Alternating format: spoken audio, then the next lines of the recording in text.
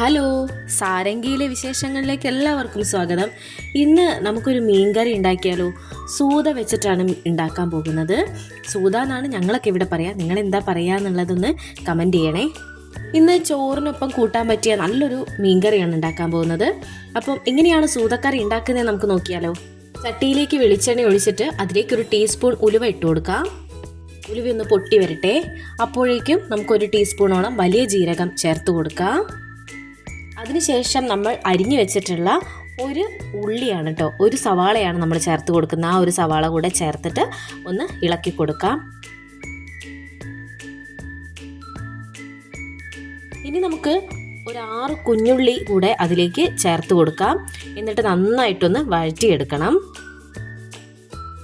ഇനി ഒരു തണ്ട് കറിവേപ്പില കൂടെ ഈ സമയത്ത് ചേർത്ത് കൊടുക്കാം.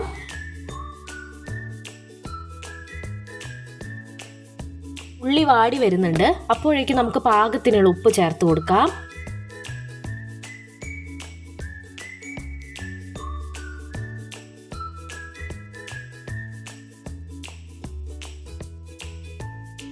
ഇനി നമുക്ക് 4 പച്ചമുളക് ചേർത്ത് കൊടുക്കാം.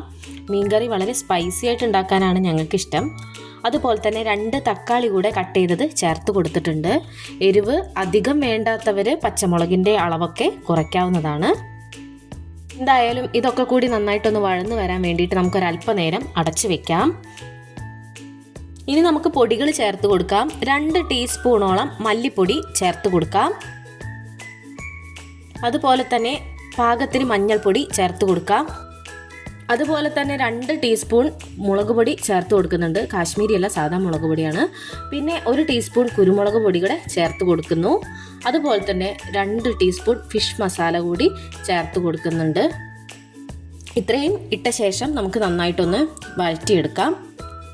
ഇനി ചേർത്ത് കൊടുക്കേണ്ടത് പുളിവെള്ളമാണ്. കുടംപുളിയാണ് വെള്ളത്തിലിട്ട് വെച്ചിട്ടുള്ളത്. ഒരു 3-4 കുടംപുളി ഇട്ട വെള്ളം കൂടെ ചേർത്ത് കൊടുക്കാം. കറി ഒന്ന് രുചിച്ച് നോക്കിയപ്പോൾ ഉപ്പ് കുറവാണ്. അപ്പോൾ ഒരല്പം ഉപ്പ് കൂടെ ചേർത്ത് കൊടുത്തിട്ടുണ്ട്. ഇനി ഗ്രേവി കുറച്ച് വേണമെന്നുള്ളത് കൊണ്ട് തന്നെ ഒരല്പം കൂടെ വെള്ളം ചേർത്ത് കൊടുത്തിട്ടുണ്ട്. ഇഞ്ചിയും വെളുത്തുള്ളിയും നേരത്തെ ചേർക്കാൻ വിട്ടുപോയതാണേ. അപ്പോൾ തിളച്ച് വരുന്ന സമയത്താണ് ഞങ്ങൾ ചേർത്ത് കൊടുക്കുന്നത്. ഇനി നമുക്ക് ഇതിലേക്ക് സൂത മീൻ ചേർത്ത് കൊടുക്കാം. കഴുകി വൃത്തിയാക്കിയിട്ടുള്ള സൂത മീനാണ്. അത് നമുക്ക് കറിയിലേക്ക് ചേർത്ത് കൊടുക്കാം.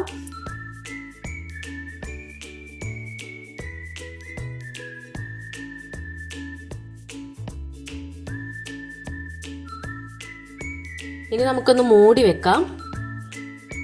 അങ്ങനെ നമ്മുടെ മീൻ ഇവിടെ വെന്തിട്ടുണ്ട്. നന്നായിട്ട് സൂതക്കറി ഇവിടെ വെട്ടിത്തിളച്ച് വരുന്നുണ്ട്. ആ സമയത്ത് നമുക്ക് കറിവേപ്പില കൂടെ ചേർത്ത് കൊടുക്കാം. ഇനി ഒരല്പം വെളിച്ചെണ്ണ കൂടി നമുക്ക് കറിയുടെ മേലെ കൂടെ ചേർത്ത് കൊടുക്കാം. വളരെ സിമ്പിളായിട്ടാണ് സൂതക്കറി തയ്യാറാക്കിയിട്ടുള്ളത്. വീഡിയോ ഇഷ്ടമായിട്ടുണ്ടെങ്കിൽ നിങ്ങളുടെ വിലപ്പെട്ട അഭിപ്രായങ്ങൾ കമൻറ്റുകളായിട്ട് രേഖപ്പെടുത്തണേ. നമുക്ക് പുതിയൊരു വീഡിയോ ആയിട്ട് വീണ്ടും കാണാം. അതുവരേക്കും എല്ലാവരോടും താങ്ക് യു.